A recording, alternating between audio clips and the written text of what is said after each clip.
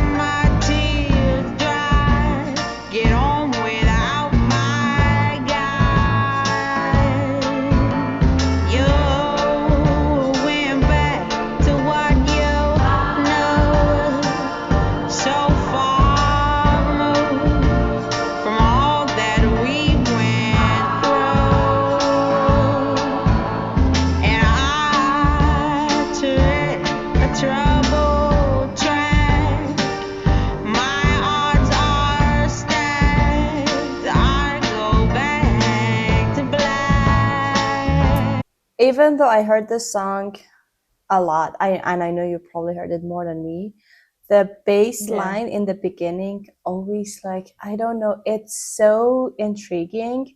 And the fact that I don't know, it's a special melody because it just goes down, but then it doesn't, like, it just shapes like differently. So it goes down, down, down, down, and then it moves. And the fact that it repeats on top of all the things that are happening, the chords are playing, and then she starts singing later on, but then it still goes on like an ostinato. I think that is the most, like, powerful, like, I don't know, element of this song for me, because, like, always ostinatos, they are so touching and so impressive, because the fact that with everything that is changing throughout, like, one song, the ostinato stays the same, like that bass pattern. I don't know, it's very, like, it kind of, like, it's very symbolic, I feel like, and it also gives the song a very new, like, a very, like, different vibe. Yeah, exactly. And for me, this beginning, and I mean, it goes until the end, but this beginning is one of the most lovable beginning for me. You know, these songs that they have such a beautiful beginning that most of the time the case is that the rest of the song is not as good as the beginning, and you wish the beginning was like repeat on repeat. But this is one of the only examples and one of the very little examples that the rest of the song is as good as beginning, even not even if not better. But this is one of the beginnings for me that if I hear it, I cannot go, like, okay, no, I'm not in the mood for this song, I go, I go the next song in my playlist. If I hear it, I have to hear the whole song. And yeah, I really love the beginning of this song. Yeah, that's true. And now we go to chorus.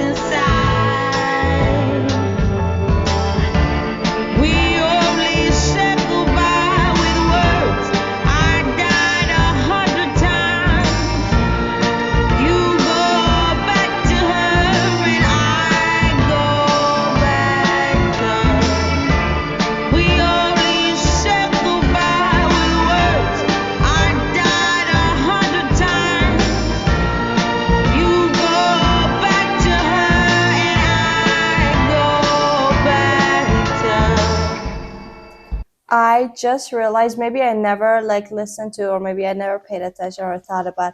I hear some bells in the background that is kind of like church bell like to me, and I never noticed that. I never watched this video either. Like I always heard. I think you said that too, but I love the.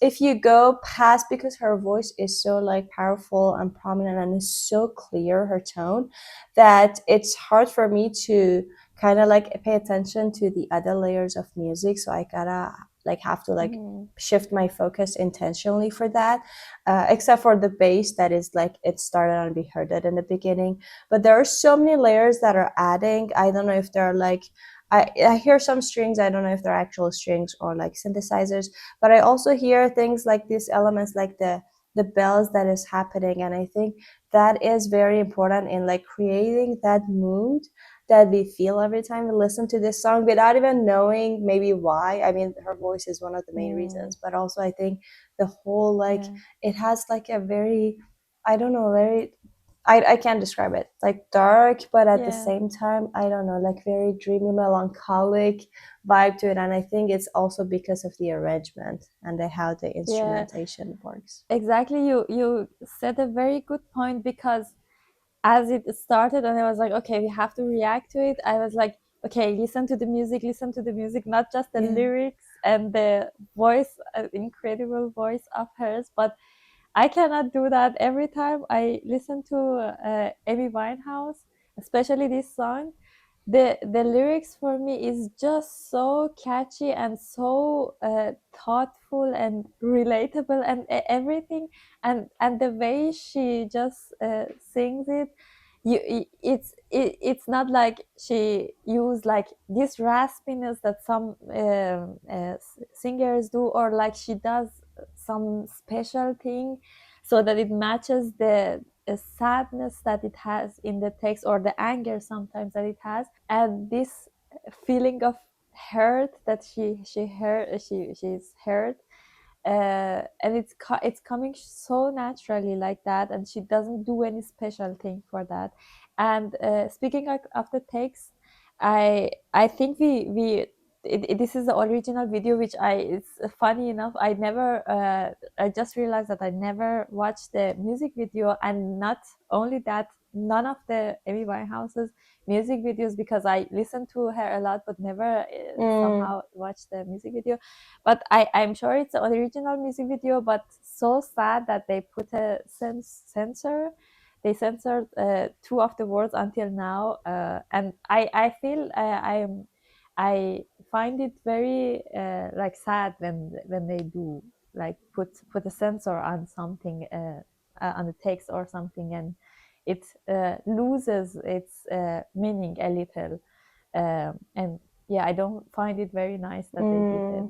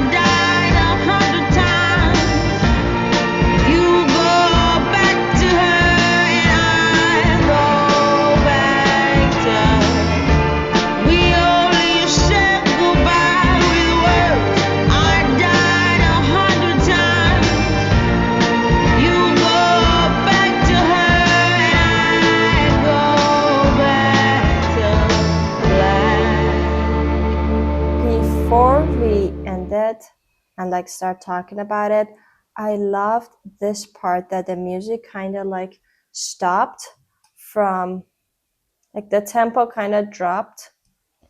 Yeah, this is also one of my favorite parts. And then it just started Again, like, back yeah, into the, yes. it was kind of like, I don't know, it felt like when you lose someone, I mean, this is like a symbol of like a partner or a relationship, but because it's a funeral, it doesn't like, it kind of like kept me think about like when you lose someone that you love, like to that or like to anything, you feel like it's the end of the world for you, and that's why the time kind of feels like stop. And then you realize that no, the world is not ending. Like life goes on, and even though you feel that the world is done for you, like everybody else goes back to life. And that was kind of like a symbol to me, that the music like started with the tempo that we heard in the beginning, so it was kind of like back to the normal life, and then you just have to move on. Or back to black. Yeah, that's true. But it was like a very, very like subtle but very powerful, I think. Yeah, I exactly, whenever I listen to this song, exactly this is also one of my favorite parts. Well, actually, I watched a movie. I think it's not a very old movie. I watched it on cinema here, and about her life. It was a story of her life. And I didn't really knew that much detail of her life before this movie. And as I saw that most of the, not most of, but a huge part of the depression or the problems that she had was because of this partner that she had, and or the lover that she had. I don't remember exactly so much of the detail, but I remember that so many of the songs, or so many of the exactly the addiction maybe, or the drinking problems that she has, was because of, I mean, he was affecting at least her life a lot. And I think the reason that her lyrics, like the text that that we hear in her songs, are so relatable and so like I don't know, you can feel them. And also the how she sings it, you can really feel that it coming out of her mind and her body, is because she is writing really about her life, and it comes out it comes out from her mind. And it's so relatable what you hear from her. Yeah, like the story side, I mean, yeah, that's true about a lot of the songs, that they come from some personal or some lived experience. I think those were really hit differently when you listen to them. I want to also point out something about not her voice, but the way that she was kind of like using dynamics, which was not a lot. It was not like, unlike a lot of other songs that you start soft and then you build onto something like a climax with your dynamic.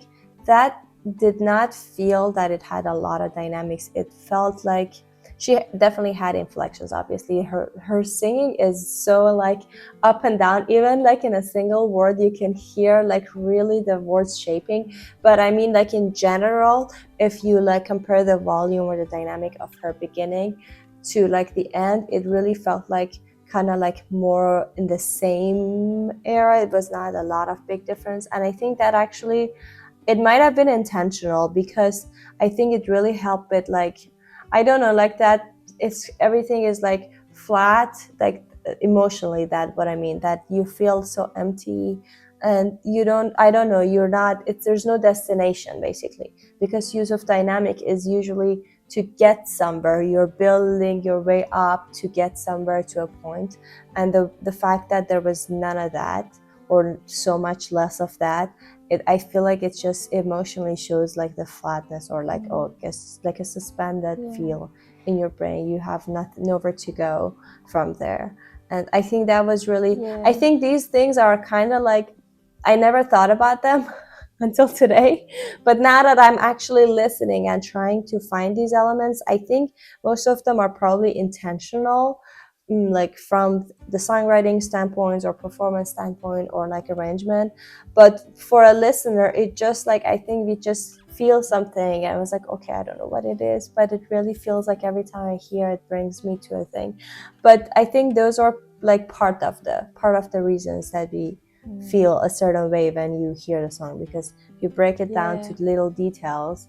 That was very interesting. And I to would think say about. that meanings aside and the meaning behind it aside, musically, if you just analyze it like completely musical without the text or something, this is one of the reasons I think that we really love the part that goes into retard and less tempo, and then it goes back to the tempo, because there is no climax as exactly as the meaning of climax, that you build up and then go somewhere very high and then go back again.